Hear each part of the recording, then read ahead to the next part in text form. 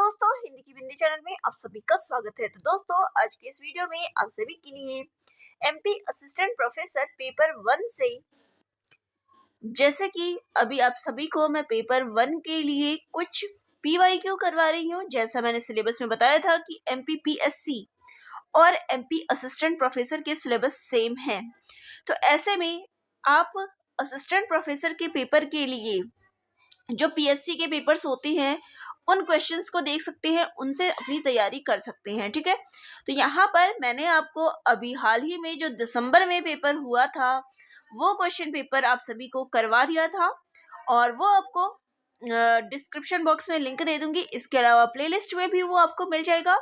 और यहाँ मैं जानकारी दे दूं कि एमपी असिस्टेंट प्रोफेसर पेपर 1 के लिए मैं अलग से आप सभी के लिए जो है प्लेलिस्ट बना रही हूँ, तो वहां से आपको एक साथ पेपर 1 के लिए भी प्लेलिस्ट मिल जाएगा। तो चलिए हम पेपर जो है आज का शुरू करते हैं, जो कि आप देख सकते हैं यहाँ पे 21 मई 2023 को ये पेपर हुआ था एमपीपीएससी का पहले शिफ्ट में।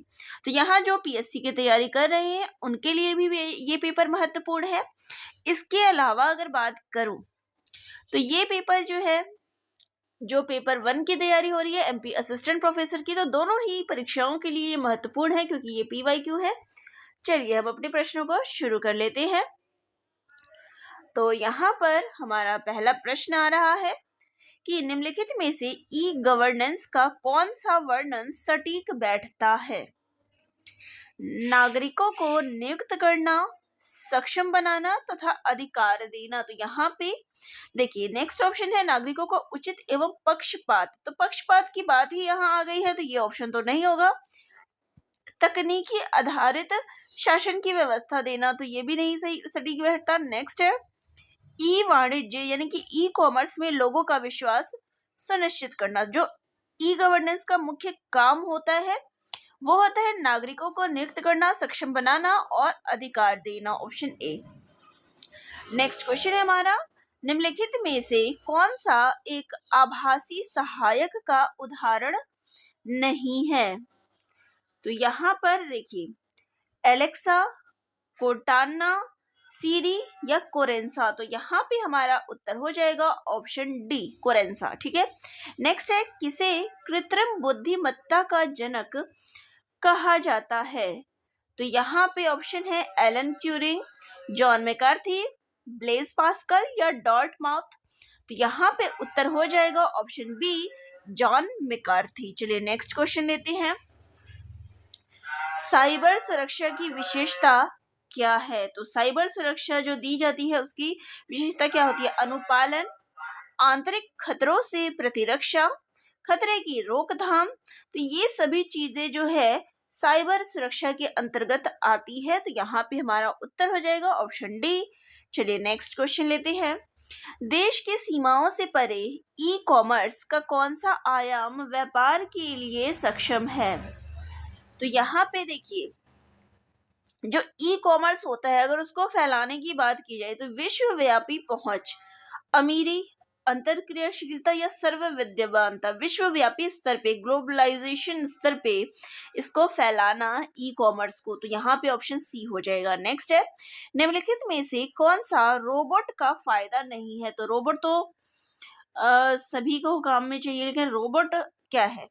वह असमर्थ मनुष्यों की मदद कर सकते हैं, तो ऐसा नहीं। यहाँ पे फायदा नहीं की बात की है, तो ये रोबोट तो हेल्प कर सकता है। वह नौकरियों को विस्थापित कर सकते हैं, तो यहाँ पे उत्तर हो जाएगा ऑप्शन बी। चलिए नेक्स्ट क्वेश्चन पे आते हैं। चलिए नेक्स्ट क्वेश्चन देखते हैं। तो यहाँ नेक्स्ट क्वेश्चन है सोशल मीडिया अनुकूलन क्या है? सोशल नेटवर्क द्वारा आसानी से प्रचार करना। देखिए सोशल मीडिया अनुकूल आप समझ सकते हैं, कंटेंट लिखना नहीं होगा, छोटा कंटेंट लिखना जिसे आसानी से अनुक्रमित किया जाए ये भी नहीं होगा। लोगों की सामाजिक नेटवर्किंग में नियुक्ति के लिए कंटेंट बना। देखो कंटेंट की तो बात ही, कंटेंट की जो है बात नहीं है। तो सोशल मीडिया जो ये सोशल नेटवर्क है इसको प्रचार प्रसार करना इसका मीनिंग होता है। चलिए नेक्स्ट है निम्नलिखित में से कौन सा कृत्रिम बुद्धिमत्ता यानी कि आर्टिफिशियल इंटेलिजेंस के पक्षपात का स्रोत नहीं है। जैसे कि आजकल जो आर्टिफिशियल इंटेलिजेंस का जो उपयोग है, एआई का उपयोग है, वो काफ़ी ज़्यादा बढ़ गया है। तो यहाँ इस पर भी प्रश्न पूछे जा रहे हैं। तो देखिए, डेटा, एल्गोरिथम, लोग या फिर क्षमता। तो यहाँ पे इसका उत्तर हो जाएगा ऑप्शन डी, क्षमता। चलिए नेक्स्ट क्वेश्चन पे आते हैं। निम्नलिखित डायोड में से कौन सा अत्यंत उच्च गति स्विचिंग इलेक्ट्रॉनिक परिपथ में प्रयोग किया जाता है? तो यहाँ ऑप्शन है zener diode, varactor diode, tunnel diode या फिर शॉटकी डायोड। तो यहाँ इसका ऑप्शन हो जाएगा सी, टनल डायोड। चलिए नेक्स्ट क्वेश्चन पे आते हैं। इलेक्ट्रॉनिक उपकरणों में निम्नलिखित में से कौन सी तकनीक इलेक्ट्रॉन होल युग्म पैदा करने में प्रयोग नहीं की जा सकती? तो यहाँ पे इसका उत्तर हो जाएगा अशुद्धि अंतःक्षेप, ऑप्शन डी। चलिए नेक्स्ट क्वेश्चन है। कौन सा शहर the Africa India field training exercise appendix 2023 के दूसरे संस्करण का मेजबान था? तो इसमें जो उत्तर हो जाएगा वो होगा पुणे। तो पुणे जो है the Africa Indian field training exercise के दूसरे संस्करण का मेजबान था। चलिए नेक्स्ट क्वेश्चन है। भारतीय सेना ने मध्य प्रदेश के किस स्थान पर क्वांटम प्रयोगशाला की स्थापना 2021 में की थी? तो देखिए, ये पेपर मई 2023 का है और यहाँ पर प्रश्न कहाँ से आया है? 2021 का। तो आपको ये नहीं है कि केवल 6 महीने का, आपको क्या करना है, 1-2 साल का भी पढ़ना पड़ेगा, क्योंकि प्रश्न जो है ऐसे ही पूछे जा रहे हैं।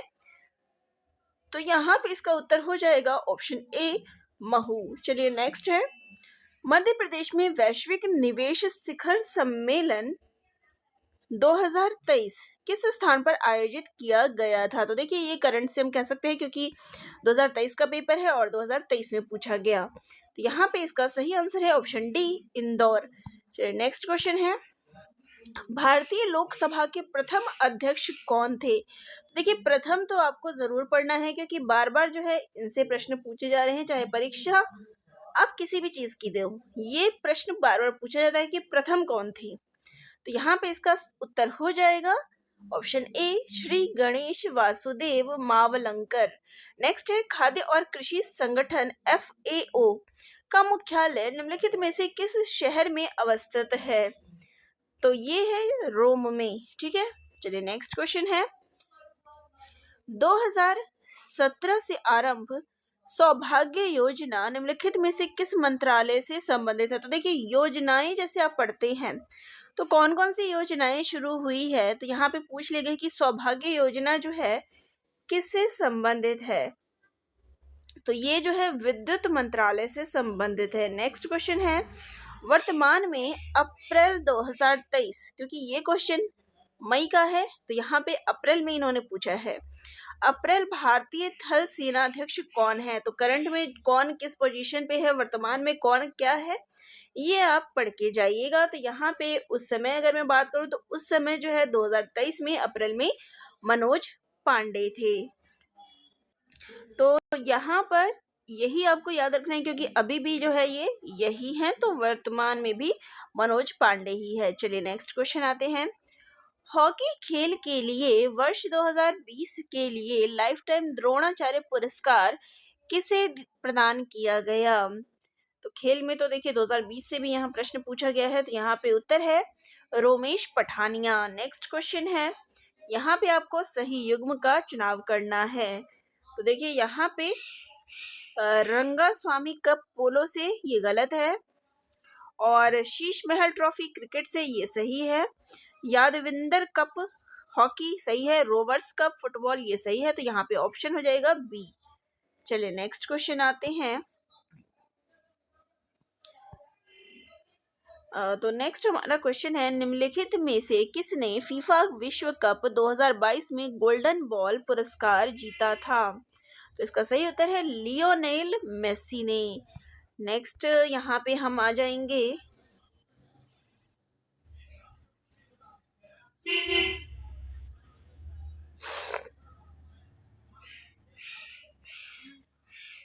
तो यहाँ नेक्स्ट क्वेश्चन है, निम्नलिखित में से किस स्तूप के तोरण द्वार पर अशोक एवं उसकी दो रानियों के साथ बौद्धि वृक्ष तीर्थ यात्रा का अंकन मिलता है?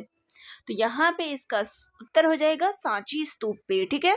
नेक्स्ट है, प्रसिद्ध स्वतंत्रता सेनानी भागीरथ सिलावट, सादत खान एवं वंश गोपाल का संबंध निम्न में से किस स्थान से है? तो इसका सही आंसर है ऑप्शन बी, इंदौर। तो आपको तो प्रसिद्ध याद ही करना है कि कौन किस लिए प्रसिद्ध था या कहाँ पे है, तो ये क्वेश्चन तो याद ही होना चाहिए। चलिए नेक्स्ट है, निम्नलिखित में से कौन सा युग्म गलत है? तो यहाँ पे आपको गलत युग्म छांटना है। तो देखिए, जितने सृजन पीठ या फिर संस्थान है ये तो आपको पढ़ना ही है। तो यहाँ पे साकेत रामायण कला संग्रहालय ओरछा सही है, प्रेमचंद सृजन पीठ उज्जैन ये भी सही है, मुक्तिबोध सृजन पीठ सागर ये भी सही है, लेकिन तुलसी शोध संस्थान भोपाल में नहीं है। तो अब ये कहाँ है? तो देखिए, तुलसीदास जी कहाँ पर थे? तो यहाँ पे इसे याद रखिएगा, चित्रकूट।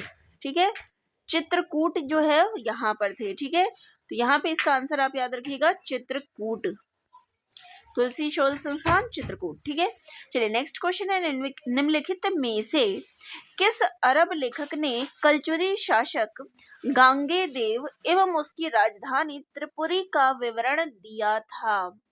तो यहाँ पे इसका सही आंसर हो जाएगा ऑप्शन सी, अल बरूनी। नेक्स्ट क्वेश्चन है, निर्मल वर्मा पुरस्कार मध्य प्रदेश संस्कृति विभाग द्वारा किस क्षेत्र में दिया जाता है? तो यहाँ पे कौन सा पुरस्कार किस क्षेत्र में दिया जाता है ये भी महत्वपूर्ण है। तो यहाँ पे देखिए, क्योंकि निर्मल वर्मा जो है हिंदी साहित्य के जो है लेखक है, तो यहाँ पे हम कह सकते हैं इसका आंसर हो जाएगा ऑप्शन डी। आप इससे कनेक्ट करके इसको याद रखिएगा, भारतीय प्रवासी द्वारा हिंदी भाषा का प्रचार एवं विकास। ठीक है, नेक्स्ट है, निम्नलिखित में से कौन सा राष्ट्रीय उद्यान आधिकारिक तौर पर भूर सिंह द बारासिंघा नामक एक शुभंकर पेश करने वाला भारत का पहला राष्ट्रीय उद्यान है? तो वो है कान्हा राष्ट्रीय उद्यान। चलिए नेक्स्ट क्वेश्चन ले लेते हैं यहाँ पर। तो यहाँ पर क्वेश्चन है, निम्नलिखित में से कौन सा कथन प्रसिद्ध ढोकरा कला के लिए सही नहीं है? तो यहाँ पे प्रश्न है, यह कला बैतूल की भारेवा आदिवासी समुदाय से संबंधित है, ये सही है। यहाँ पे बात हो रही है ढोकरा कला की। ठीक है, यह एक अलोह धातु ढलाई कला है, तो ये भी सही है। नेक्स्ट है, यह विवाह समारोह से जुड़ी एक सजावटी कपड़ा कला है, तो ये जो है वो गलत है। यहाँ पे क्या लिखा है कि ये ढलाई कला है, तो ये कपड़ा कला कैसे हो सकता है? एक ही ऑप्शन सही होगा, तो यहाँ पे हो जाएगा सी ऑप्शन। चलिए नेक्स्ट क्वेश्चन है, पंडित द्वारका प्रसाद मिश्र निम्नलिखित में से किस समाचार पत्र के प्रमुख संपादक रहे हैं? तो यहाँ पे इसका सही आंसर हो जाएगा ऑप्शन सी, लोकमत। चलिए नेक्स्ट क्वेश्चन लेते हैं, धर्म राजेश्वर स्मारक निम्नलिखित में से किस प्राचीन नगर से संबंधित है? तो यहाँ पे इसका सही आंसर हो जाएगा दशपुर। चलिए नेक्स्ट क्वेश्चन है, आनंद सिंह श्याम एवं धनैया बाई कलाकारों का संबंध निम्नलिखित में से किस कला से है? तो यहाँ पे इसका सही आंसर है ऑप्शन बी, गौंड चित्रकला से। नेक्स्ट है, आयुष किसका संक्षिप्त रूप है? तो ये जो आयुष योजना या फिर ये जो आयुष बोला जाता है, ये किस चीज से मिक्स है या ये किस चीज का है? तो इसमें देखिए, आयुर्वेद, योग, प्राकृतिक चिकित्सा, यूनानी, सिद्ध और होम्योपैथिक। तो यहाँ पे देखिए एलोपैथिक है, तो आयुष में एलोपैथिक चीजें, क्योंकि एलोपैथिक चीजें शुरू से ही हमारे देश के लिए अच्छी नहीं बताई गई है, तो यहाँ पे भी एलोपैथिक है, यहाँ पे भी एलोपैथिक है, तो यहाँ पे इसलिए ये तीनों ऑप्शन गलत है, ऑप्शन ए जो है सही है। नेक्स्ट है, कौन सा प्रदूषण मनुष्यों में इटाई रोग करता है? तो यहाँ पे इसका सही आंसर है ऑप्शन बी, कैडमियम प्रदूषण। चलिए नेक्स्ट क्वेश्चन है, तो नेक्स्ट क्वेश्चन हमारा आ जाता है, मैं इसको छोटा कर लेती हूँ। चलिए, खाद्य सुरक्षा और मानक अधिनियम 2006 के अनुसार हमारे देश में निम्नलिखित में से किस चिन्ह को सभी प्रसंस्कृत फल उत्पादकों के लिए अनिवार्य किया गया है? तो यहाँ पे इसका सही उत्तर है FPO।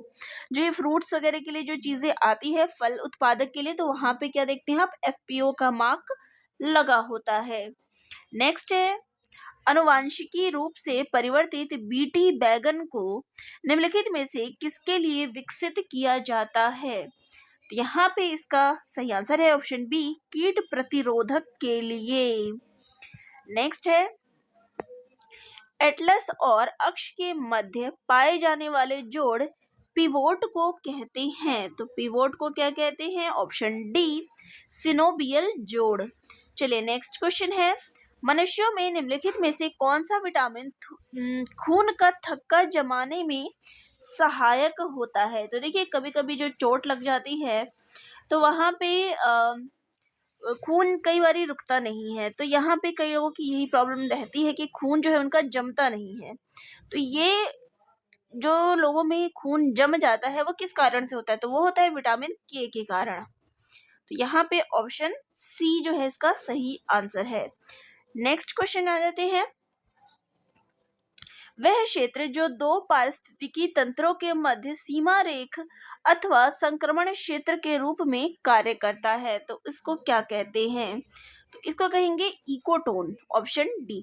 चलिए नेक्स्ट क्वेश्चन है, निम्नलिखित में से हमारे देश का कौन सा क्षेत्र जैव विविधता का तप्त स्थल कहलाता है? तो यहाँ पे देखिए जो पश्चिमी घाट है उसको जैव विविधता का तप्त स्थल कहा जाता है। चलिए नेक्स्ट क्वेश्चन पे आ जाते हैं, वायु की गति का मापन किया जाता है। तो वायु अगर अब मापना हो तो किस चीज में नापेंगे?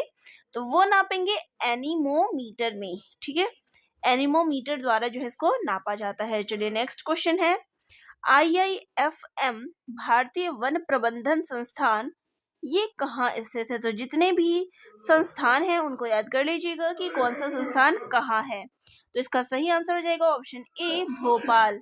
चलिए नेक्स्ट क्वेश्चन पे आ जाते हैं। तो चलिए यहाँ हमारा प्रश्न है, संथाल विद्रोह के मुख्य नेता कौन थे? तो इसके नेता थे सिद्धो, ठीक है। नेक्स्ट है, प्रार्थना समाज की स्थापना डैश में हुई थी। तो कहाँ पर हुई थी प्रार्थना समाज की स्थापना? तो ये हुई थी महाराष्ट्र में। नेक्स्ट क्वेश्चन है, परंपरा के अनुसार आलवारों और नयनवारों की संख्या कितनी है?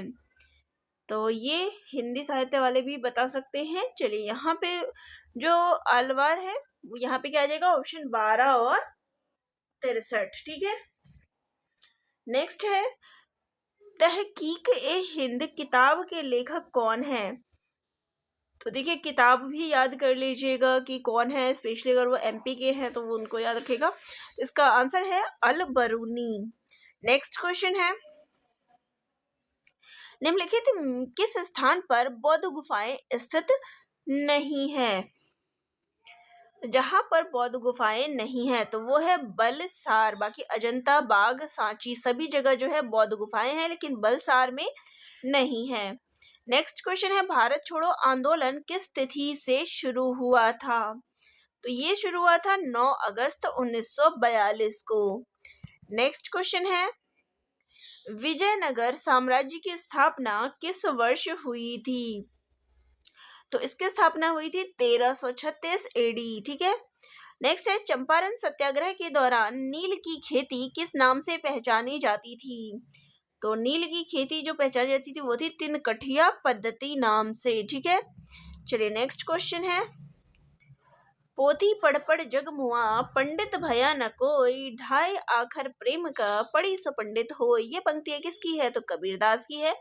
चलिए नेक्स्ट क्वेश्चन है, परमहंस मंडली की स्थापना किस राज्य में हुई थी? तो ये महाराष्ट्र में हुई थी। रामकृष्ण परमहंस, ये सारी चीजें जो है महाराष्ट्र में। चलिए नेक्स्ट है, मध्य प्रदेश राज्य पिछड़ा वर्ग आयोग संशोधन अधिनियम 2021 के अंतर्गत कितने अशासकीय सदस्य हो सकते हैं? इसमें जो है 5 सदस्य जो है इसके अशासकीय सदस्य 5 हो सकते हैं। नेक्स्ट क्वेश्चन है, राज्य मानवाधिकार आयोग के सदस्यों की नियुक्ति हेतु गठित समिति की अध्यक्षता कौन करता है? तो इसकी अध्यक्षता जो है कौन करता है? तो वो है मुख्यमंत्री। नेक्स्ट क्वेश्चन पे आ जाते हैं। तो यहाँ पे नेक्स्ट क्वेश्चन है, राष्ट्रीय मानवाधिकार आयोग के संदर्भ में कथनों का विश्लेषण कीजिए कि कौन सा कथन सत्य है, कौन सा असत्य है। मानव अधिकार आयोग मानव अधिकार के क्षेत्र में कार्यरत संस्थाओं को प्रोत्साहित करता है, तो सही है।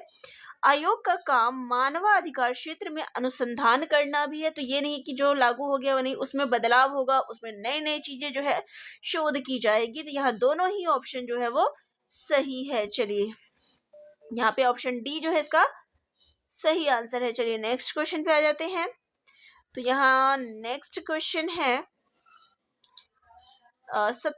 सतर्कता के क्षेत्र में केंद्रीय एजेंसीज को सलाह एवं मार्गदर्शन देने हेतु केंद्रीय सतर्कता आयोग की स्थापना किसकी अध्यक्षता वाली समिति की सिफारिश पर आधारित है? तो ये के संथानम जो समिति है उसकी सिफारिश पर है। नेक्स्ट क्वेश्चन है, भारतीय संविधान के किस अनुच्छेद के अंतर्गत राष्ट्रीय अनुसूचित जाति आयोग का गठन किया गया? तो ये किया गया अनुच्छेद 338 के अंतर्गत अनुसूचित जाति का जो आयोग है वो गठन किया गया। नेक्स्ट क्वेश्चन पे आते हैं, निम्नलिखित में से कौन राज्य का मुख्य सूचना आयुक्त या राज्य सूचना आयुक्त नहीं हो सकता है? तो वो है राज्य क्षेत्र के जो विधानमंडल के सदस्य होते हैं वो सूचना आयुक्त या राज्य सूचना आयुक्त नहीं हो सकते। तो देखिए विधान जो होगा ना वो सूचना नहीं देगा, ठीक है। पत्रकारिता तो सूचना ही पहुंचाना है। विधि किस विधि पहुंचाए सूचना पहुंचाएगा। विज्ञान एवं प्रौद्योगिकी इससे भी फैलता ही है। तो यहाँ ये तीनों ऑप्शन इसलिए सही है, यहाँ पे विधानमंडल नहीं, ठीक है। नेक्स्ट है, भारत के नियंत्रक और महालेखा परीक्षक के वेतन एवं सेवा शर्तें कहाँ पर विनिर्दिष्ट है? तो ये कहाँ निर्दिष्ट है? द्वितीय अनुसूची भारत के संविधान में। नेक्स्ट क्वेश्चन पे आते हैं। तो यहाँ नेक्स्ट क्वेश्चन है, नीति आयोग के उपाध्यक्ष की नियुक्ति कौन करता है? तो जो भारत के प्रधानमंत्री हैं वो इसकी नियुक्ति करते हैं।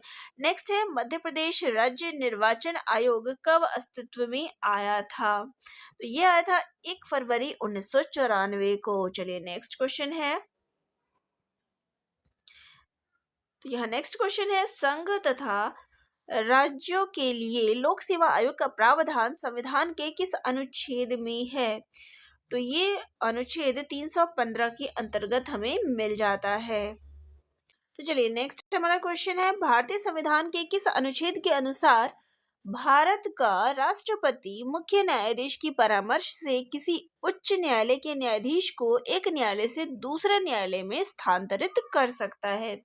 यानी किसी न्यायाधीश को अगर एक जगह से दूसरी जगह ट्रांसफर करना हो तो वो जो है राष्ट्रपति जो है उसको स्थानांतरण कर सकता है। तो ये किस अनुच्छेद में बताया गया है? तो ये बताया गया है अनुच्छेद 222 में।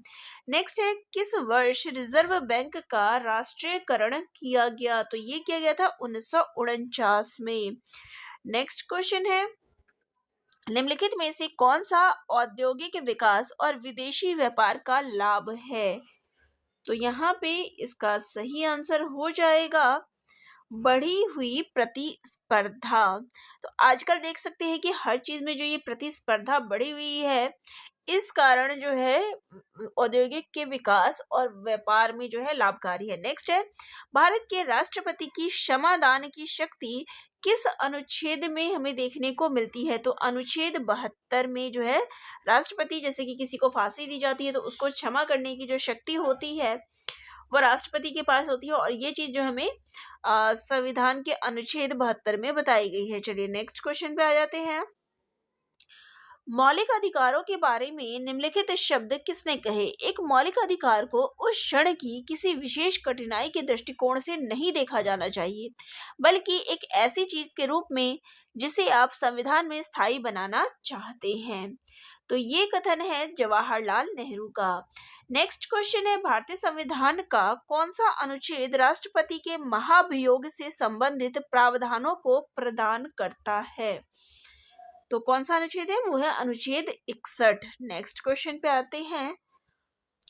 तो यहाँ पे नेक्स्ट क्वेश्चन है नेहरू ने संविधान सभा में उद्देश्य प्रस्ताव कब प्रस्तुत किया था? तो ये किया था 13 दिसंबर 1946 को। नेक्स्ट क्वेश्चन है भारतीय संविधान का 51वां संशोधन प्रदान करता है। तो ये क्या प्रदान करता है? मंत्रिपरिषद की संख्या को सीमित करना। चलिए नेक्स्ट क्वेश्चन पे आ जाते हैं। तो नेक्स्ट क्वेश्चन है हमारा किस अधिनियम ने प्रांतों में द्वैध शासन प्रणाली की स्थापना की? तो कौन सा था? तो वो था 1919 का भारत सरकार अधिनियम। नेक्स्ट क्वेश्चन है किसने कहा था संविधान सभा अकेले ही देश के लिए एक स्वदेशी संविधान का निर्माण कर सकती है तथा सही मायने में और पूरी तरह से लोगों की इच्छा का प्रतिनिधित्व कर सकती है? तो ये कथन था महात्मा गांधी का। चलिए नेक्स्ट क्वेश्चन पे आ जाते हैं। तो यहाँ नेक्स्ट क्वेश्चन है 90 ईस्ट रिज यानी कि 90 डिग्री पूर्व रिज निम्नलिखित में से कौन सी महासागर में स्थित है? तो ये हिंद महासागर में स्थित है। चलिए नेक्स्ट क्वेश्चन है भारत में पवन ऊर्जा क्षमता के संबंध में निम्नलिखित में से कौन सा कथन सही है? तो यहाँ पे पवन ऊर्जा क्षमता में मध्य प्रदेश का देश में तीसरा स्थान है। ये कथन जो है वो सही है। चलिए नेक्स्ट क्वेश्चन पे आ जाते हैं। तो यहाँ हमारा नेक्स्ट क्वेश्चन है एशिया में निम्नलिखित में से कौन सा देश स्थलरुद्ध लैंडलॉक देश नहीं है? तो यहाँ पे इसका सही आंसर है Thailand, option B. Next question आया था एशिया में निम्नलिखित में से कौन सा देश स्थलरुद्ध लैंडलॉक देश नहीं है? तो इसका सही आंसर हो जाएगा ऑप्शन बी थाईलैंड। चलिए नेक्स्ट क्वेश्चन पे आ जाते हैं। तो हमारा नेक्स्ट क्वेश्चन है वर्ष 2011 की जनगणना के अनुसार निम्नलिखित में से किस राज्य में जनसंख्या वृद्धि दर सर्वाधिक है? तो इसका आंसर है मेघालय। नेक्स्ट क्वेश्चन है दक्षिण पूर्व एशिया की सीमा पार नदी मिकांग निम्नलिखित में से किस देश से नहीं गुजरती है? तो यहाँ पे इसका सही आंसर है बांग्लादेश। बाकी कंबोडिया, वियतनाम और लाओस ये सभी इसके आंसर हैं। मतलब यहाँ से गुजरती है लेकिन बांग्लादेश से होकर ये नहीं गुजरती है। चलिए नेक्स्ट क्वेश्चन पे आते हैं। तो हमारा नेक्स्ट क्वेश्चन है वर्ष 2011 की जनगणना, इससे संबंधित भी प्रश्न जरूर याद रखिएगा क्योंकि प्रश्न इस पे बार बार पूछे जाते हैं। निम्नलिखित में से किस राज्य में महिला साक्षरता दर सर्वाधिक थी? तो यहाँ पर महिला साक्षरता दर जो है वो मिजोरम में 2011 में सबसे अधिक थी। नेक्स्ट है भारत में लौह अयस्क के संबंध में निम्नलिखित में से कौन सा कथन सही नहीं है? तो यहाँ पे ऑप्शन बी देश के लौह अयस्क के कुल संचित भंडार का 80% झारखंड एवं ओडिशा में है। ये कथन सही नहीं है। तो सही वाले कथन देख लो कि हमारे देश में मुख्यतः हेमेटाइट और मेमेटाइट लौह अयस्क के भंडार हैं। ये सही है। कर्नाटक राज्य में बेल्लारी लौह अयस्क का प्रमुख खनन क्षेत्र है। मयूरभंज जिले का लौह अयस्क में ओडिशा में महत्वपूर्ण स्थान है। तो ये तीनों कथन सही है लेकिन बी वाला ऑप्शन सही नहीं है। चलिए नेक्स्ट क्वेश्चन है वर्ष 2020-21 में निम्नलिखित में से कौन सा राज्य देश में मूंगफली का सबसे अधिक उत्पादक वाला देश था? वो है राज्य था तो वो है गुजरात। नेक्स्ट है सुंदर वन निम्नलिखित में से किस प्रकार का वन है? तो सुंदर वन जो है वो तटीय या ज्वारीय वन है। नेक्स्ट है एटलस पर्वत किस महाद्वीप में स्थित है? तो ये अफ्रीका महाद्वीप में स्थित है। चलिए नेक्स्ट क्वेश्चन पे आते हैं। हमारा नेक्स्ट क्वेश्चन है निम्नलिखित में से मध्य प्रदेश में सिंचाई का मुख्य साधन कौन सा है? तो वो है कुएं और ट्यूबवेल। नेक्स्ट क्वेश्चन है निम्नलिखित सिंचाई परियोजनाओं और उनके स्थानों में से कौन सा युग्म जो है वो गलत है? तो यहाँ पे देखिए बारना रायसेन सही है, कोलार सीहोर सही है, पुनासा खंडवा सही है, लेकिन सुकता जो है वो बैतूल ये सही नहीं है। तो यहाँ पे ऑप्शन सी जो है इसका सही आंसर हो जाएगा।